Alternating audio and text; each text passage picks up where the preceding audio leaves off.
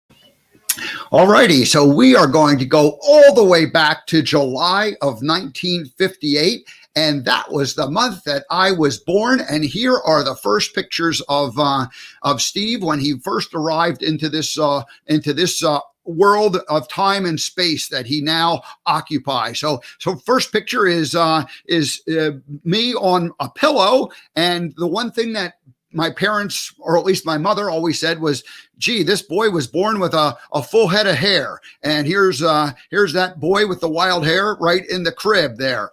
My brother was 3 months shy of his 7th birthday while he was holding me there. It looks like I'm maybe they combed my hair. It's settled down a little bit, but I'm guessing this was like the first pictures that they were introducing me to the world. There's brother John, 6 years and 9 months, and my sister Eileen was just past her 5th birthday, 1 month past her 5th birthday. This photo here shows my grandmother, my mom's mom, my mother's mother, and Grandma McKenna also was my godmother. Kind of an interesting story. So here's my godparents, Uncle Tom, my dad's father, and Grandma McKenna, my mother's mother, and they were my godparents. So I always thought it was kind of cool that my grandmother was also my godmother. All righty, that's Throwback Thursday.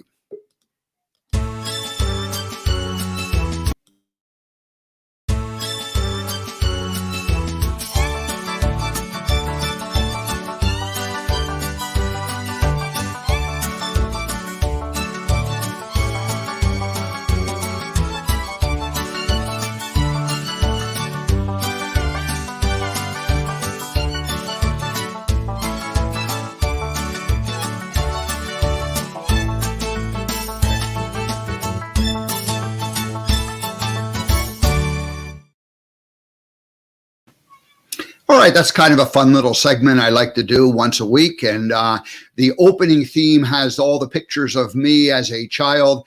And then the closing theme is the Forrest Gump days. So we'll update that as time goes on, mix it up, maybe add the American Gumption photos into some of those at some point. Although that's not much of a throwback at this point. We're less than a year old, American Gumption. So, all righty. Well, anyway, so now let's get into the monologue. And I had mentioned that I am going to, because of our guest, Scott Stanfield, who I see has now arrived in the green room. So looks like everything's okay back there. I hope the American Gumption elves are taking care of him, and he's living a long, happy life back in the green room right at the moment. So anyway, let's see. Yes, today's monologue. And the reason I chose this topic was because we have the expert, Scott, coming up here, and we're going to deep dive into sleep and the 3 F's, and that's feast, fast, food for the 3 F's. I finally got that right. I've been stuttering through those F's the last couple of days. But sleep is number 1, and we'll talk about his book, and then we'll get into the fast. And these are the 2 of the 8 pillars of modern longevitarianism.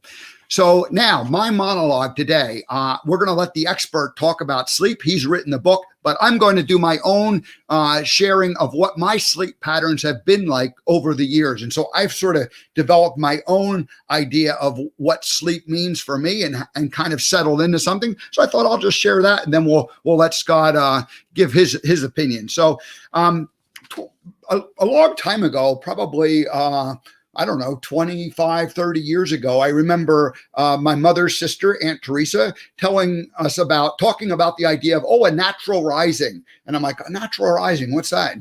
And she defined natural rising as, you didn't set an alarm clock. You just woke up when you were awake. And of course, on vacation, that was like a good time to be a natural riser because you didn't have, the pressures of having to be any place at a certain time. And so you didn't necessarily need to set an alarm clock. You just let your body clock tell you when it was time to awaken. So as I went into my Forrest Gump years back in 1996, which lasted 15 years through 2011, I was working Friday, Saturday, and Sunday, and I was working from noon until 5 at the Bubba Gump restaurant, sitting on the bench, talking to people. And that was when I really went into my natural rising state. And I've been doing that more or less well, obviously certain days you have to set an alarm, you have something to do, but most days I just do a natural rising. I go to sleep when when I'm tired, and I wake up when I'm ready to get up. Now, normally, I follow the cycle of the sun. When it gets dark, I get sleepy and I go to sleep. And when the sun comes up, I wake up. And when I lived in Montana, this was especially noticeable because, I was kind of up on the hill, and the morning sun, came over the mountains and lit things up. And so anyway, I got really in tune with the early rising, in the Montana years. And so I would sleep more when it was the winter, the shorter days. I'd go to bed earlier and I'd get up a bit later. But oftentimes in the winter in Montana, because the sun didn't even rise until, like 8 o'clock on the longest or the shortest days in December. And so I would usually get up somewhere around 6:30 or so in the winter. And then in the summer, the sun was rising at 5:30, getting light already at 5 o'clock. And so I was more like a 5 o'clock guy through the summer, the warmer months, getting up then and then going to sleep, when it got dark. Now in the winter, it got dark at 4 o'clock. So 4:30, the sun set. And so, sometime after dinner in the winter, like 8 o'clock, 9 o'clock, I'm ready to go to sleep. And then the same thing in the summer, I would stay up till like 10 o'clock, maybe 10:30. But a lot of times with the way the sun was setting, there would still be plenty of light in the sky. Sun probably was set, but, I was already going to bed in the summertime. So I just kind of acclimated to a normal cycle of the sun, and that works for me. Now I do awaken at night, and I it's not like I don't have, it's not like I feel like I can't go back to sleep, because I feel like I get plenty of good sleep, but I do, and this is the last couple of years, I do listen to motivation or meditation type things. So I know they say don't have your phone and don't, look at that, but that's something I do. But typically I'll go to YouTube, and I have a whole bunch of things that I kind of identified, certain things I like to listen to. And again, they're in the motivation / meditation area. So I feel like I'm allowing myself, and sometimes I'll lay there and listen to it attentively, and sometimes I'll just sort of fall right back to sleep. All right. Of course, I've already mentioned that. I know what I have this note here to myself, and so I'm thinking about what it is. There's been times when, and this is like in the last 10 years specifically, where I would get up at like 4 o'clock. I would set an alarm, and I would get up at 4 o'clock. And I've done some writing, and I had writing projects. I've written, I'll call them books, even though they haven't been published up till this point.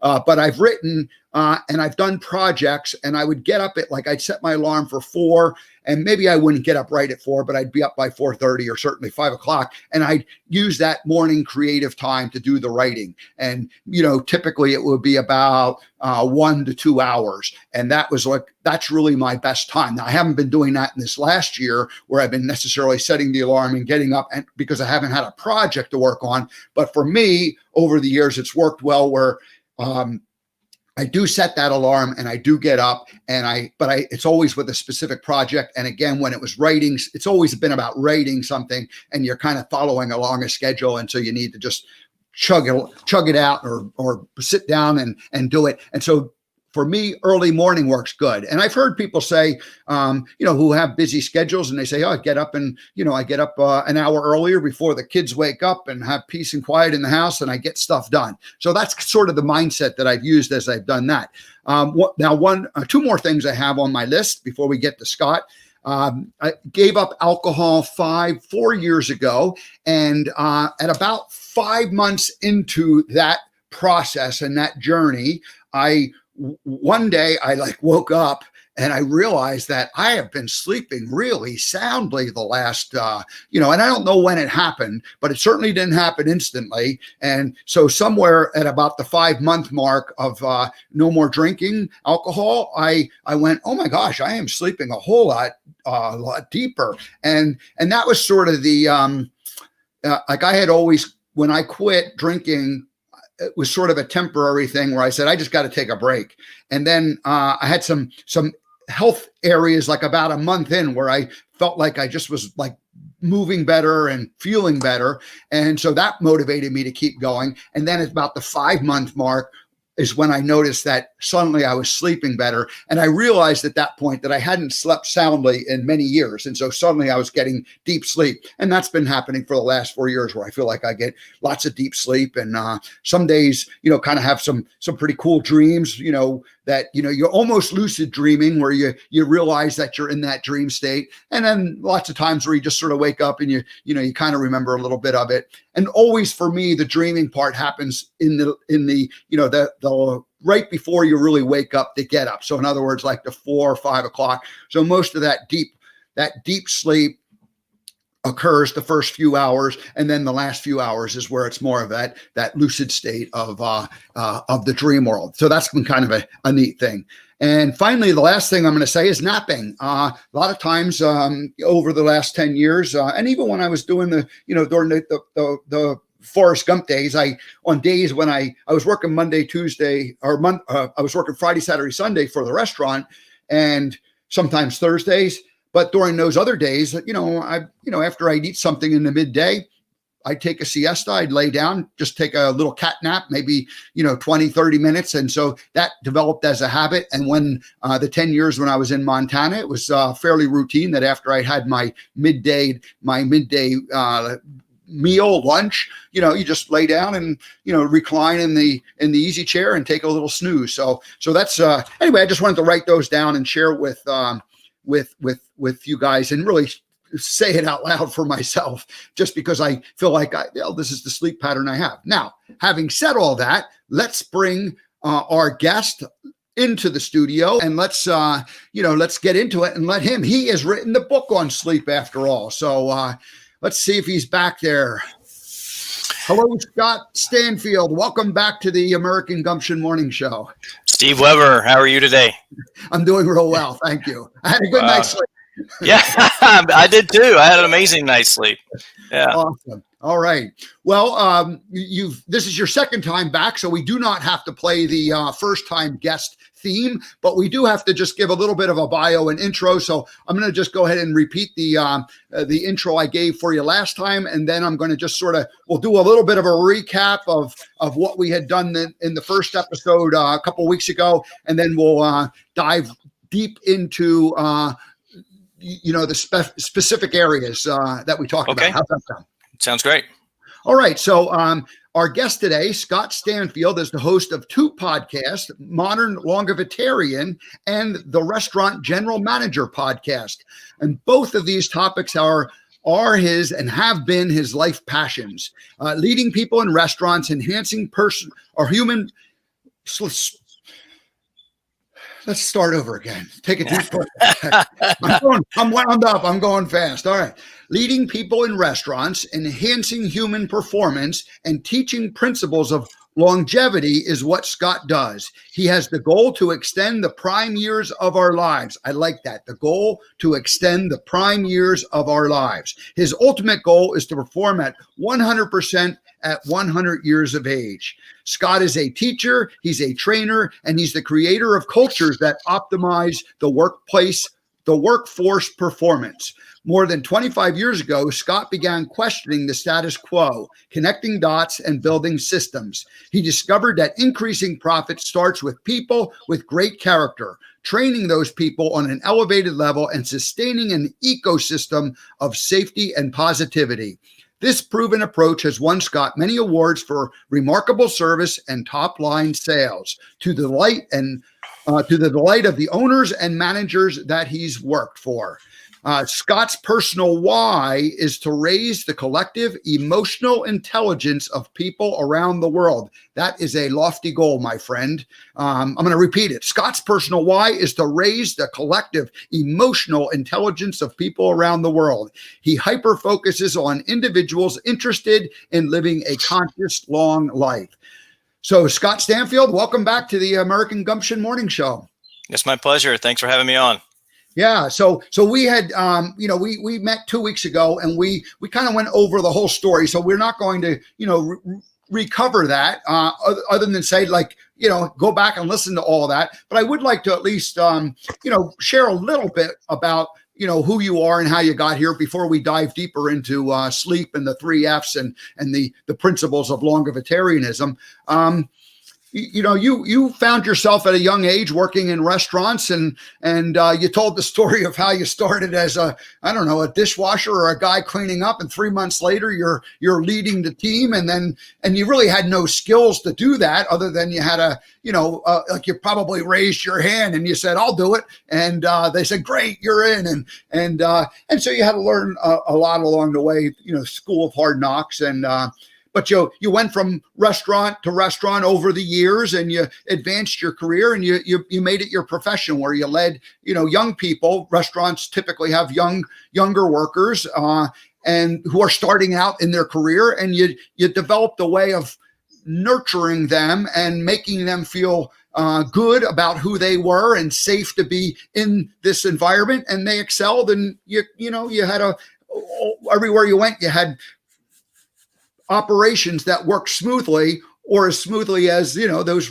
restaurant operations can work. So and then simultaneous to that, you were a guy who realized that your habits that you were trained in as a child, in terms of health and food, weren't necessarily serving you as you got into your 20s and 30s, and you were in this environment, fast-paced restaurant environment. And so you went, gee, I want to actually take a little better care of myself, or I want to be able to show up in a more peak performing mindset and body set. And so you started, and that's really how what you're doing today, longevitarianism. It wasn't called that back then, but that's kind of how it that's kind of the roots and the origins of it.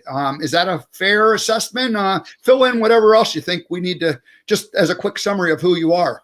Right. Well, I mean, you nailed it pretty much. I mean, the only, couple things I would say is, I grew up racing go-karts, and that really gave me a different mindset, what I refer to as an operating system. So when I got in the restaurant business, I had worked as a fabricator in a production facility, building, racing chassis and in the engine room and those type of things. And so we were always looking to do better, and always looking to improve, and the ways to do things faster. And, so when I started working in a prep kitchen, it was the same thing. Unloading tubing at the I don't know, I'm going outside, right? Unloading tubing at the cart shop to make chassis out of was the same thing as getting your food delivered, right? I saw this raw material coming in, I saw the flow of material going through, and then becoming an end product going out the front door. So for me, a restaurant, especially a high volume restaurant, there's not a lot of art going on. It's not the culinary arts. It's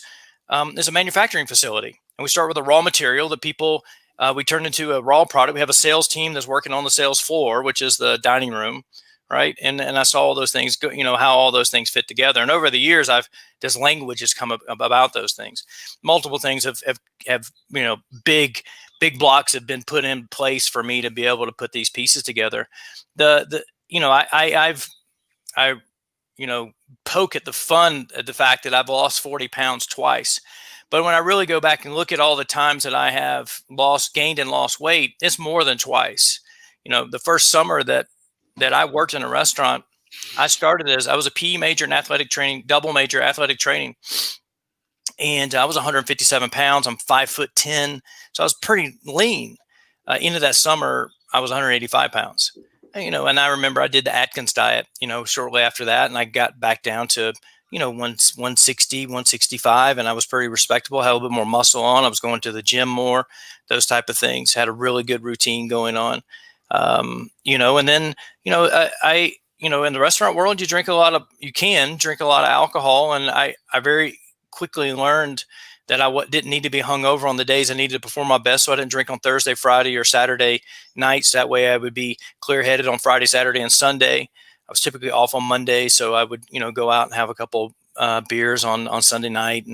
And my girlfriend at the time, who's now my wife, and we've been together for 20 years, we would go eat sushi and drink sake on Mondays. And so that was like a pretty standard thing that we would do on Mondays. And we still, as a family, now, we celebrate by eating sushi, and which is something that's, growing up in South Carolina, you wouldn't think that that would be my go-to meal, right? You would think it'd be more like pulled pork barbecue and French fries and coleslaw, something like that. But yeah, that's pretty much it. The health side, where I'm at now as a longevitarian in this modern world, is really inspired by my parents. Both my parents are cancer survivors. My dad's father, my grandfather, he passed away cancer at age 62. My dad's 72 now. My mom turns 70 early next year. And so a lot of that really added fuel to the fire. I had already wanted to perform at my best physically and mentally. But when you start looking at all the things that can stack up to getting cancer in your 50s, I started with this one thing, which is I knew that I could control what I put in and on my body. And so I started with that. And then it's grown over time to where I got these 8 pillars now, which basically another mission in my life really is to give people permission to find their own way, permission to influence their own genes, their genetic expression, which is science that has epigenetics. And all of these pillars influence how your genes turn on and turn off certain mechanisms in your body, and is really, really a cool thing that you have control over this and how your body expresses itself, because you get to choose the environment in which your genes live in and how they express themselves. And the reason I wrote about sleep, and there's multiple reasons, right? You mentioned collective emotional intelligence. EQ is really determined a lot by your sleep hygiene. And so that's one piece of the puzzle there, as is your overall health. And then we all love food. And I've been around food my, 27 years as working in restaurants as manager, leader, director of food and beverage, hotels, hospitals, an oil refinery in the Caribbean. So those are the things we're going to really kind of go deeper on today, because those are the things I see to make the biggest difference for us. And I love talking about. Yeah, it's pretty fascinating. All the different things you just threw in there. I guess the very first thing I wanted to touch on is the idea of a production environment where you were talking about like the training you had as a kid with how did you make your go-kart like rebound week after week and perform at that high level. Well, there was all this stuff that had to happen in terms of preparation. And really that's what the restaurant is all about. And I liked what you said about it wasn't culinary art that you were necessarily doing. It was a production factory. You were making food. And the restaurant that I was associated with, it was a production factory. And, the food had to be a certain quality, but it wasn't, certainly wasn't fine dining. In my own experience, my father was a builder. He was a guy who worked in the metal trade. You talked about tubing for your go-kart. Well, he ended up with in a metal factory making big, giant pressure vessels. And I went and worked with him in high school and then for several years afterwards. And I learned that you started out with a blueprint, something that was, and it was just like strictly on paper. And then you had a bunch of raw materials and you started, taking those raw materials and shaping and forming them and putting them in together and welding them and doing all the things that you ended up doing and then eventually shipping them out the door. And it might take, take minimum of weeks, but oftentimes months to do a big project. And once it was done and out the door, then you started the whole process all over again. So as I approached my own business, I'm always looking at well, what's the blueprint? I always have to start out with the blueprint. And some people want to just dive right in. And so for me, it's always been kind of about the blueprint, because that's where the vision is. And then you work from there. So anyway, I took you off track with that a little bit. Now let's get back onto what longevitarianism. You said 8 pillars, and we did go through them again. And I thought it might be fun to just mention them again. And if you just I'll mention what the pillar is, and you can just give a 10 or 30 second description of each, and then we'll dive into sleep and the food portion. How's that sound? Sounds great. All righty. So mindset, number 1. Mindset is everything. Just like you said, and I think Stephen Covey had this in the 7 Habits of Highly Successful People. You got to start with the end in mind.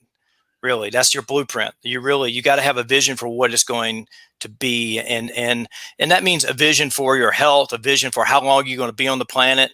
How long those things are going to happen. So a lot of times it'll be, you in an interview, you may be asked, well, where do you see yourself in 3 to 5 years?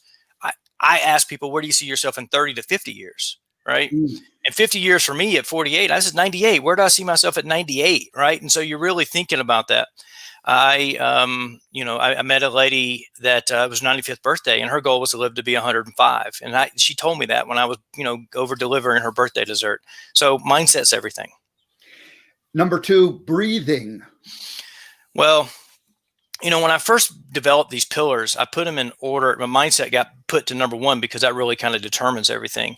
But I really, was saying, okay, what is most important in terms of like the oxygen molecule? If you don't have that coming into your body, in about 5 minutes, brain cells start to die. In about 10 minutes, you're not going to be here anymore. So it's really, really important to understand that how important oxygen is to you as a nutrient. But because our breath is typically, automatic, we don't really think about it that much. But you can actually shift your breathing into manual, and you can upshift and downshift. And we'll talk about the connection with that in sleep here in a little bit, because there's 3 categories of the breath. There's a stimulating breath, there is a calming breath, and then there is a balanced breath. Those are three type of things. You really have control over it. The most important thing to know about breathing, though, is that 70% of American adults and 50% of our kids are mouth breathers, and our nose has 30 functions. And so breathing through your nose is one of the first steps you probably need to do for your health. Love it. Number 3, hydration. Hydration is super important. American adult on average is 60% water. So 75% of us are chronically dehydrated. And that stacks up to a number of different pieces that really can fall into place. Like, believe it or not, you can be chronically dehydrated, and that can cause heart disease because your heart's struggling to pump this thicker blood through because it's not thinned down by the proper amount of water. Also makes you cranky, which goes into emotional intelligence and those type of things. So what most people don't pay attention to when it comes to and this is a bonus section in the sleep book, Outstanding Landing, is net hydration. Like, I'm drinking a cup of coffee right now. Only 80% of this is going to be absorbed as water. And if I had a glass of wine tonight, it actually would take my net water or hydration level down by 1.5. So if I drank 5 ounces of water, I got to drink 7.5, of wine, 5 ounces of wine. I've got to drink 7.5 ounces of water just to get back to the same net I had, not to even get more hydrated, because it dehydrates you. So, and each one of these categories have different things. So focus on not the 8 glasses of water a day as a blanket, one size fits all, but focus on what your own personal net hydration is. Now, number 4 and number 5, we're going to go deeper in, but I'm going to mention them: sleep and the 3 F's. So we can probably just pass them by because we're going to circle back and go deep there. So number 6 is movement. Right, movement. Now, interesting thing about movement and exercise. Exercise in our modern world is really a supplement, like taking a vitamin C or vitamin D supplement to make up for our lack of movement that we don't get through the day. We tend to go to the store and park it, try to find the closest parking spot. We don't walk. We tend to take the elevator and not take the stairs, or the escalator and not take the stairs. We just, you're sitting down, I'm sitting, on this stool here, and so we're not really burning a lot of calories, right? When I was losing 40 pounds for the second time 8 years ago, I converted to a stand-up desk, and over about a month's time, I lost 7 pounds without changing my diet, without changing my workout routine, just by burning the extra calories. And for a person my size, standing burns over 300 calories in 3 hours. So about 100 calories an hour more than if I was sitting down. Plus my hips aren't as tight, and all those type of things. So even the longest, living cultures in the world, they don't have a set. They don't go to the gym. They don't run marathons. They don't have set exercise. They move. They garden. They do different types of things that allow them to burn more calories through the day. So I refer to this as the tortoise and the hare. Move more, slowly throughout the day, and you'll burn more calories and be healthier than if you just like try to go and do a really quick exercise. There's benefits to exercise. I'm not saying that's not, because it can do things like strengthen your heart, your cardiovascular system, release the proper hormones, and make you stronger and healthier and those type of things. But there's a point of diminishing returns with that focused exercise thing. There's a funny picture you reminded me of that I used as a blog post a couple years ago. And it's like, there's the picture of the gym and there's these 8 steps that go up and there's an escalator on each side of it. And all the people are on the escalator going up to go into the gym. And all they had to do was go up. It's like this little mini, like short little escalator, and people are like taking that escalator. So, yeah, it's so many stories. I got a picture that I posted. I was working in Colorado for a bit, so I was in Denver airport, and you have to go down to get on the train to go in there. And right. There's escalator coming up on one side and the escalator going down on the other. And there's these big wide stairs down the middle. There's no people on the stairs, and everybody's on the escalator. And I like just go down the stairs, and I'm like literally the only person is like, and people are trying to just waiting in line to get on the escalators. It's super funny, Yeah, that's great. Number 7 is getting uncomfortable. Getting uncomfortable is not the traditional, what you think, stepping out of your comfort zone. That would be in the number 1 mindset. Like, I'm uncomfortable doing this. We live in this thermostat society culture where everything's set at 70 degrees. And if you don't have the external heat, like central heat and air, you put a jacket on or you take clothes off, right? So you're always trying to stay in the same level, very small level of this.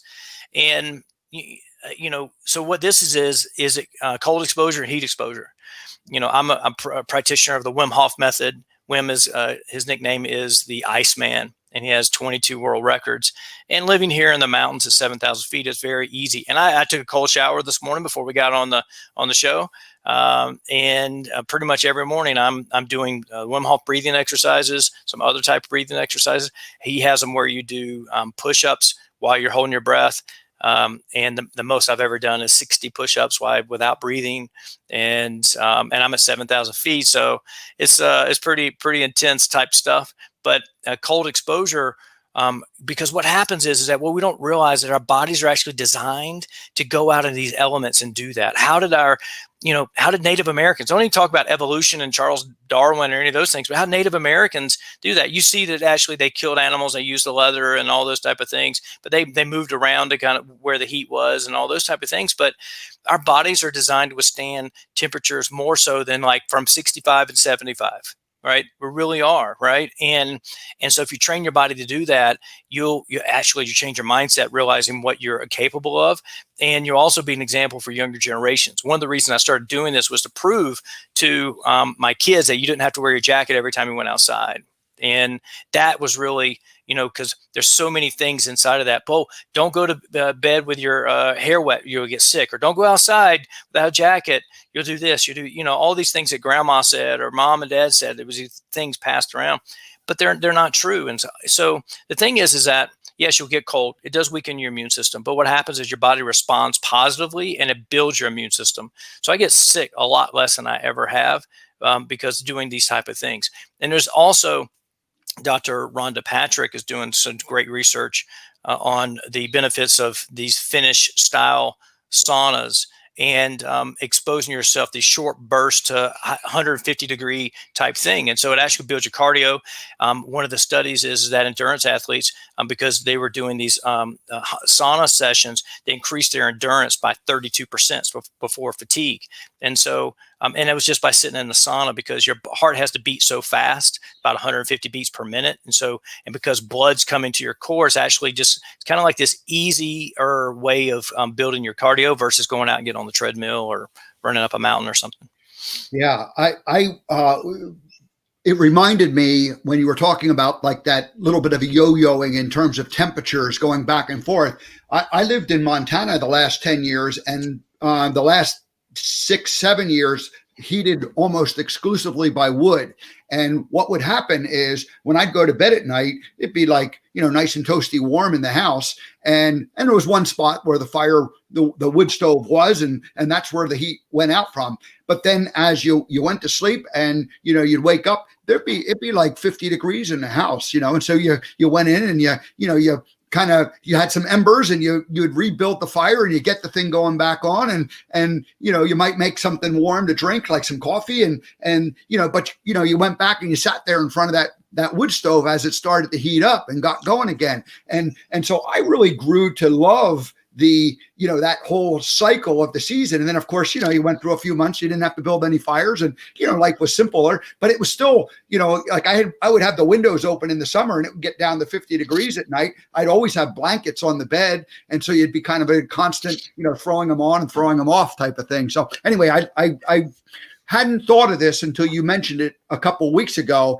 And I love the idea of, bringing more of that, getting uncomfortable into my routine. I'm not ready to do the ice cold shower quite yet. Yeah, well, that's just got to ease into it. I started for about 1.5 years before I heard about Wim Hof doing what's called a Scottish shower, where you start normal and you just kind of get a little bit colder as you go. And that was something that I had read about, the difference between the James Bond movies and the James Bond novels. The James Bond movies, he's taking a hot shower, he's at a spa, there's some girl involved, right, or something like that. But in the novels, he always took a Scottish shower. And so I was like, well, let me try this. And then I stumbled across Wim Hof, and then I started doing that type of stuff. And now now I go on hikes in the winter, when it's snowing, with shorts and no shirt on and some boots and some gloves and a small hat, and go out and get cold, Cool. All righty. Yep. Okay. And number 8 is, let's see, where are we at here? Oh, it's getting grounded. Grounding. Yeah. Grounding, or earthing, as you also refer to it. Well, there's 2 categories. It's just like hot and cold. Right? What I've taken in with grounding is 2 things. Get grounded by putting your bare skin on the earth, right? Because your body, and there's actually an earthing documentary that you can go watch for free on YouTube that explains this really in great detail. But basically, when lightning strikes the earth, it puts negative ions in the earth. When your feet touch the earth, it actually it charges your body in a certain way, lowers inflammation, helps all these different things. I have a grounding pillowcase that's plugged into the ground in my wall socket in my bedroom. My wife and I both have those, and so I'm grounding all night long while I'm sleeping. In terms of that, I do try to get outside and and put my feet on the ground and do those type of things. But that's not always doable, and it's not like I'm going to be outside when there's 4 foot of snow on the ground barefoot all the time. It's really it's not that easy. But that's part of this mechanism that's put together about, and when lightning strikes the earth, it charges it with negative ions. The positive ions stay in the atmosphere, and so it really is all those things that happen. The other thing is getting grounded in community, your family and community. Is shown by the blue zones, which we talked about last time, which is the highest populations per capita of people who live over 100 years old, and there's 5 of those in the world.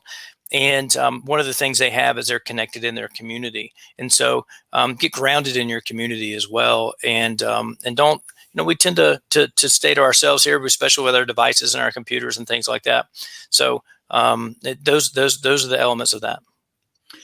We're going to jump into the sleep and the 3 F's, but I wanted to go back to one thing that I forgot to mention when you were talking about hydration. Last year, I was going through the process of getting rid of like 40 years worth of stuff that I had, and it was all just stuff that ultimately I realized that what, I don't need this to go forward.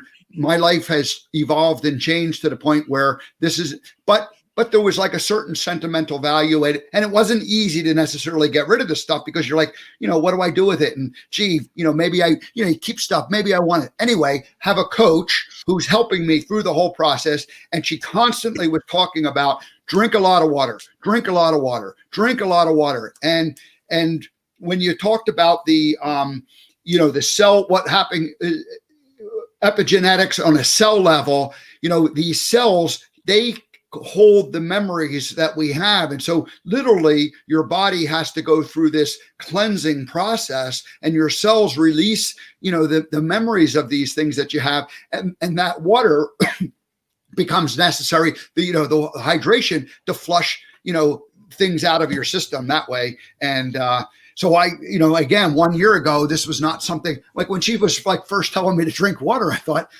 what's water have to do with any of this? But you come to understand. So I thought it was pretty cool. Yeah, it is really cool. Yeah. All righty. Let's let me do this. Let's share the screen here, and this will be a good way to transition into our next topic. And there we go. Yeah, this is your this is from your website. This is your book here, and let me throw up the title, Outstanding Landing, How to Get the Sleep of Your Dreams. You wrote this earlier this year, I believe. People can get a copy for free. Tell us about the book. Well, Outstanding Landing actually is a quote by Chuck Yeager, which, you and I remember who he is. If there's any younger people, might know he was a test pilot and all that stuff back in the day when they're breaking the speed barrier and stuff. He basically said, if you land a plane, it's a good landing. But and I put this quote in the book, but if you can use the plane again tomorrow, it's an outstanding landing. So the whole point of getting the sleep of your dreams is to really be able to crush the next day, is really the whole point of this. And so that's really what it is. And I broke it down into these 7 categories. Obviously, mindset. I had to change my mindset around sleep because, being a restaurant manager, my schedule changed and all those different things. And so what really made a difference for me is understanding that when I went to bed, that started my next day. It wasn't just ending the day or just dead space in the middle. It was really like when I literally laid down in bed, that, the closure had already come to the day, and then I was starting my next day. So finding your reason or how or why to get the really good night's sleep and really understanding your mind was really important. So we start talking about mindset around sleep is the first chapter of the book. The second chapter is really, and we can get back to a couple things on this. One is temperature, but it's about setting up your bedroom for success. The colors of the walls, right? You don't want really colors that would keep you awake, like red or yellow. You want more of like pale blues and light grays. And so looking at that, you want your bedding to be comfortable. You want a comfortable mattress. You want a pillow that doesn't, you don't wake up with a crick in your neck. You want, like you're talking about, blankets and covers and all those different types of things. I have bed heaters on that I may use from time to time if the house is cool or the windows open, or to find the perfect temperature. But 65 degrees is actually shown through studies to be the best temperature to sleep at. Another thing too, chapter 3 is really finding your chronotype, and I got this from Dr. Michael Bruce. He's a PhD and he's called the Sleep Doctor. He actually has a free test you can take online, thepowerofwhenquiz.com. He's got a book called The Power of When, and meaning that is really you're tapping into your natural sleep cycles. Like when you were talking about, setting your alarm at 4 a.m. to get up an hour early or a couple hours early to write and do all those things, I would never do that. I'm a night owl, or as he would call it, a wolf. So I would actually stay up an hour later or 2 writing or doing those type of things that, way before I would get up earlier. That's just because that's my natural piece of it, or my natural circadian rhythms. And so for you, it would be different. You probably be more of either an early bear, as he would call it, or you might be an early bird or a lion, which is what he called those things. Because a lion has their first kill before dawn, right? And so, 55% of the population are bears. And so they kind of rule the world. That's why we kind of work in this sweet spot, middle part of the day. We don't have to go to work at 4:30 in the morning, or we don't have to go, unless you're a restaurant manager like me, I could go to work at 2 o'clock in the afternoon and get off at 10, stay up to 2 o'clock in the afternoon or in the morning, get up and go to the gym and do all those type of things, or spend time with my family. So knowing your sleep type is important. So these blanket one size fits all book that you need to get up at 5 a.m. and go crush the day. There's people who much rather go to sleep at 5 a.m. and sleep later because that's what their natural rhythm is. So really knowing what your sleep type is probably the foundation of this whole piece, so you can work around that. Now there's the next piece of this is I called it, because I use this flying terms, is putting your landing gear down. And that is basically knowing when to stop doing certain things so they won't impede upon your sleep. Now, you mentioned that you stopped drinking alcohol and you really started sleeping better. Now, here's the interesting thing. Just one drink can impair sleep. And the really interesting thing about this, the number one sleep aid in the world is alcohol. People drink alcohol to calm down and go to sleep, but one drink can impair sleep. It may help you fall asleep, but it doesn't help you stay asleep. Moderate drinking. This was done by a Finnish study. They actually did a research with 4,100 men and women, and moderate drinking disrupts sleep by 24%, and heavy drinking disrupts sleep by over 39%. So as much as you think alcohol may be helping you go to sleep, it's actually impairing your sleep. So what I did is I laid out all these things that you need to stop doing by a certain amount of time. Caffeine has a half-life of 6 to 8 hours. So, what I've done since I've figured this out is I have a cutoff on, if I want to go to sleep by, 11 o'clock, I'm not having any coffee past 1. That gives me 10 hours for that coffee to go away, right? So average cup of coffee, a Starbucks, may have 150 milligrams of caffeine in it. Well, 8 hours later, you still may have 75 milligrams of caffeine pumping through your veins. So if you're drinking coffee 3, 4, 5 o'clock in the afternoon to get over that mid-afternoon hump, the mid-afternoon hump may be because you're dehydrated, not because you're tired or any of those type of things. You may take a nap in those situations, but alcohol caffeine is got such a long half-life that you have to watch where you are drinking that. So stop 6 to 8 hours before your bedtime drinking caffeine. Alcohol, 2 hours before that. Food, 2 hours before that. Intense exercise, 1 to 2 hours before bed. Stop that. Don't do it within an hour of going to bed. That'll keep you awake. Moderate exercise actually may help you sleep better, but intense exercise will keep you awake. And then also blue light. I'm wearing these blue blocking glasses now, especially at night. I mean, I know it's the morning now, but it helps with, as much as I look at a computer screen writing and those type of things. But blue light, even within an hour of going to bed, could actually disrupt melatonin production, which is the hormone that actually helps you sleep. So you got to be careful with that. Either get you some blue blocking glasses or just turn off all your devices and do that. Another thing, going back to the bedroom, you mentioned that you like listening to things going to sleep, and I do. I listen to things on YouTube, like meditations and binaural beats and those type of things. But white noise is one good thing for people could do. Some people fall asleep with the TV. I just say put a timer on, and Michael Bruce, PhD, says the same thing. Just put a timer on so the TV will turn off, so it won't wake you up later in the night if you need that background noise to help you fall asleep. Some people use fans and those type of things. The next section would really be clear the runway.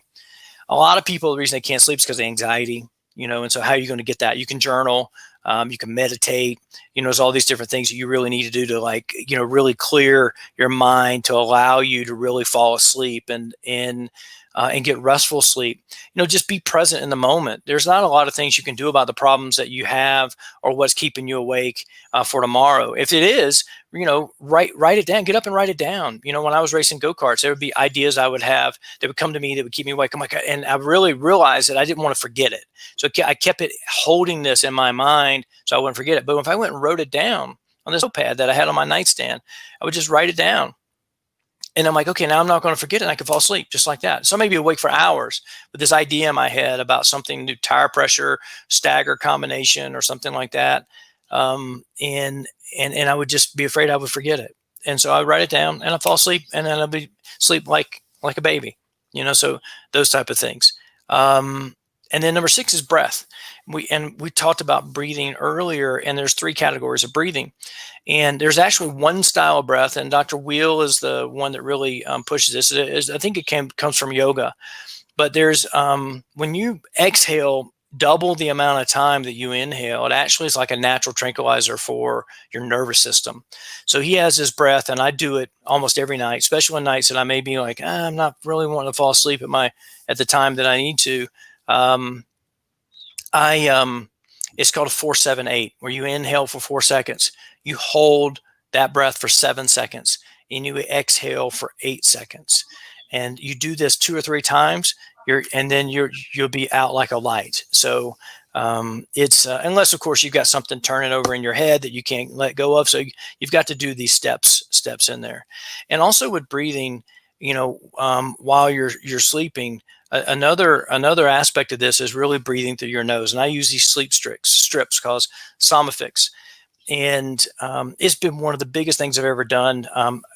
And Patrick McKeon, who runs a Buteyko Breathing Institute or clinic, international clinic in Ireland, learned these breathing techniques from Dr. Buteyko, which was a Russian doctor that worked with cosmonauts back in the 50s. And what happens is our nose has 30 different functions. And if you're breathing through your nose while you're sleeping, you're teaching your brain subconsciously to breathe through your nose while you're awake and while you're exercising and those type of things. And what happens is there's so many different benefits, from breathing through your nose. We're living through a pandemic right now, so it filters the air. It also humidifies the air that you're breathing. It warms the air that you're breathing if it's cool outside, or cools it if it's warm outside.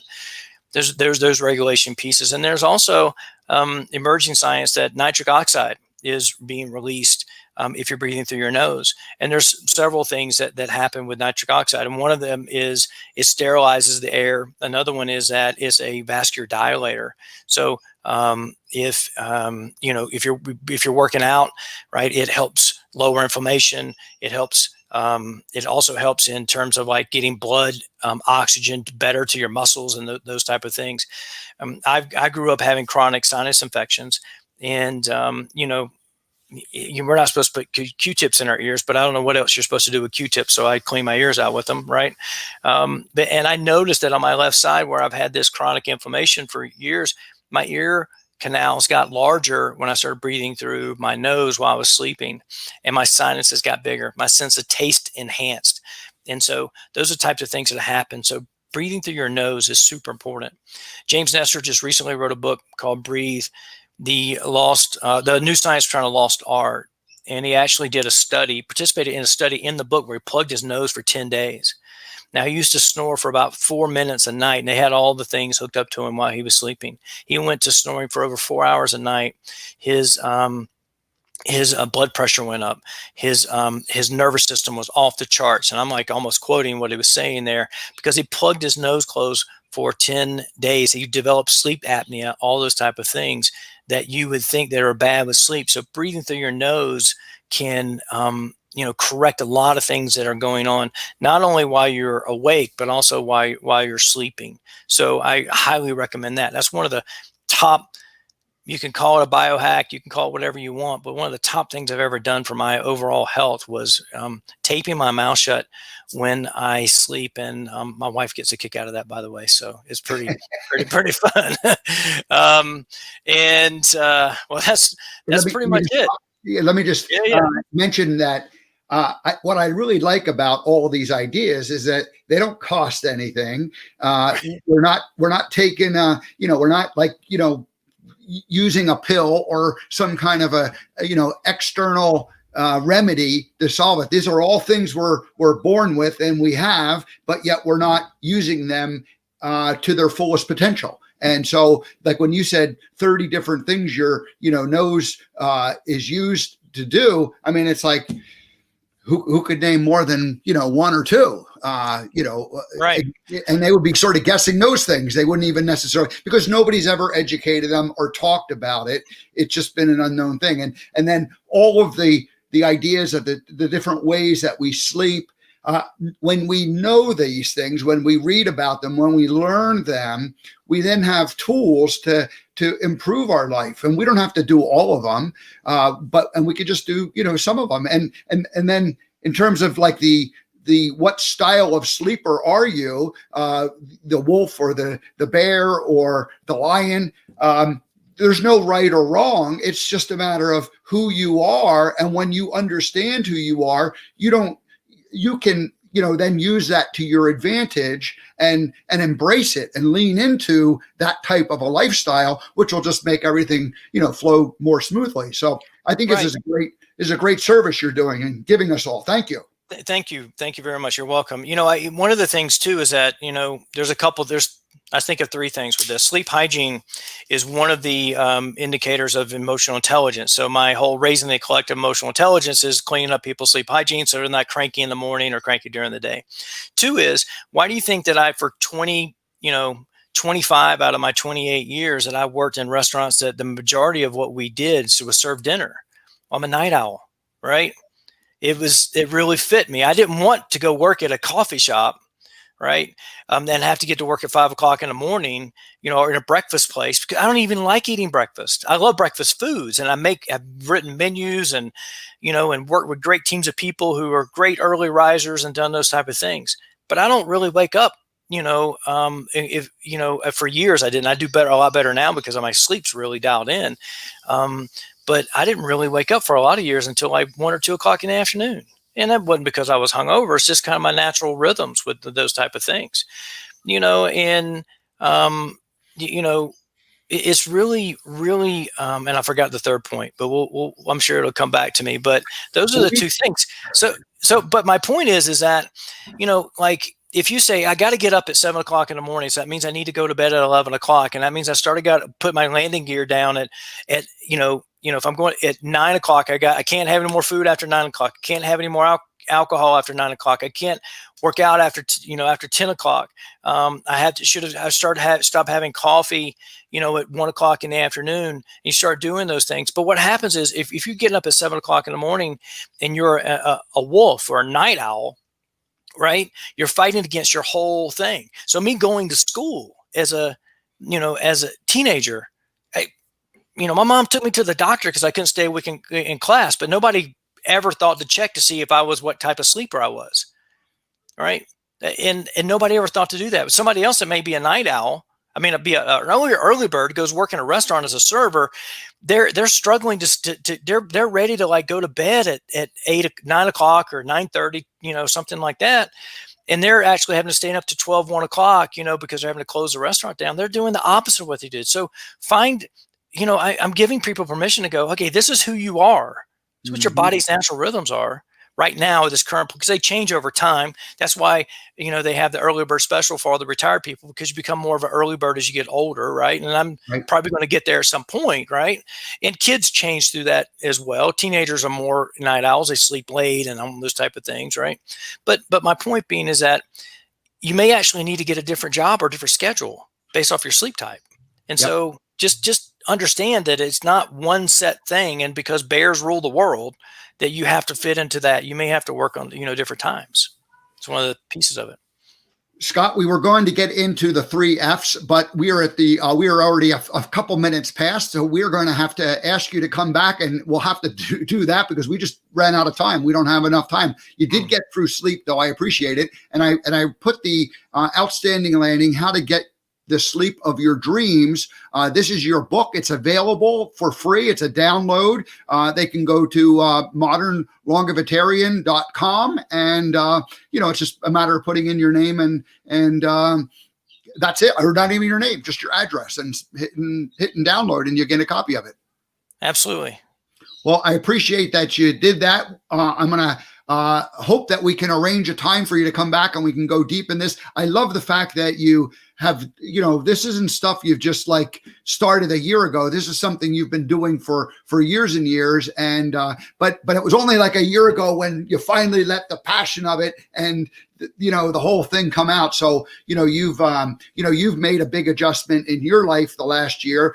The pandemic, forced some of those changes, but you've embraced it. And I love that about what you're doing. And I want to wish you lots of luck and success. And I'm going to hope that you'll come back and we can continue the conversation.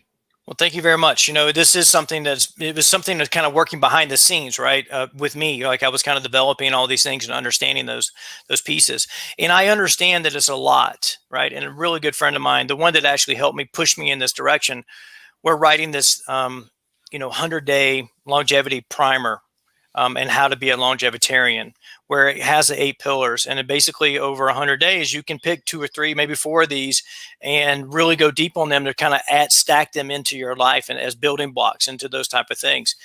And so we're really working on this, and I'm frantically, writing, pieces of each one of these to come out in this 100-day primer to really help you do that. And so it's going really well. And we're gonna start taking pre-orders probably sometime in November for this, and so we can kind of kick off and help people really not be overwhelmed by all these things, because it's like, these are things that I've stacked on over the years. It's like, I got to take a cold shower, I got to do breathing exercises, I've got to sleep, I've got to eat the right food at the right time, and all these different type of things. So like, this helps you kind of like put all those pieces together.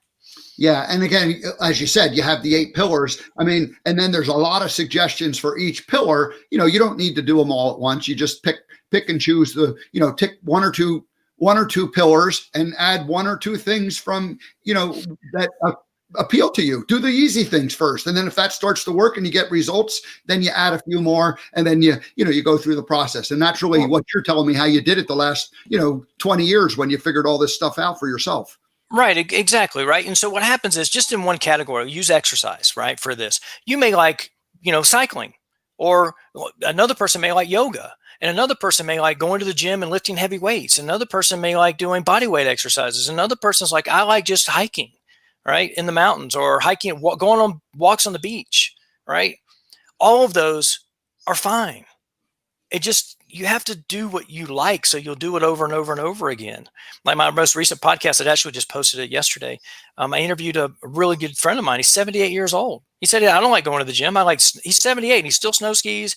He snowshoes. He hikes I did a 6-mile hike with him. I was struggling to keep up. He's 78 years old. He's keto. He fasts for 36 hours, at least once, maybe twice a week. I mean, it's just like, find what works for you and do it, right? That's what you have to do, because everybody's starting in a different place with their mindset and their microbiome and where their strength is and what their interests are. If you have no interest in running a marathon, then don't go run a marathon because you think that's the healthiest thing to do. Science is proving that you can burn more fat by walking than you actually can by running or jogging. So just find what works for you and do it. Well, and that's what you're providing, is enough education and background. And the internet is filled with all kinds of good things. Now you have to sort through it. You have to, do your homework, and you have to find all this. But I love that you've done your homework and you've brought it all together in one book with the sleep. And it sounds like a whole lot more to come in the, in the months to come. So we will definitely find a time to get you back, and we'll continue this conversation. I look forward to it. Thanks for having me, Steve. All right. Well, we'll say goodbye to you now, and we'll find a scheduled time or a time when we can bring you back, and we'll because I have a boss that's going to make me sign off. I better do that. So Scott, again, thanks a lot. We'll see you next time. All right. Thank you. Take care. All righty. So yeah, that was Scott again with the Modern Longevitarian. Please go ahead and get your copy of his sleep book, and do yourself a favor, make it fun. Just start educating yourself on how do you become a healthier version of you, so that when you get to be an older age, you're still living at peak performance. That's really the goal that Scott has laid down for all of us. All righty, that's it. Let's just give you a quick announcement of who's coming up tomorrow. Terry Brock, Agorapreneur, Agorism plus Entrepreneurism. That is going to be a great conversation. Monday, Bart Merrill, Monetize Your Mindset. Tuesday, Natalie Coleman comes back for the 3rd time to the American Gumption Morning Show and continues her story from darkness into the light. Brenda Reese on Wednesday, Radical Forgiveness. And on Thursday, Lauren Archer, and she's going to do a Meditation 101 Basics and Heart Coherence. So that is it, folks. Have a great rest of your day. Thanks for joining us, and we will see you tomorrow.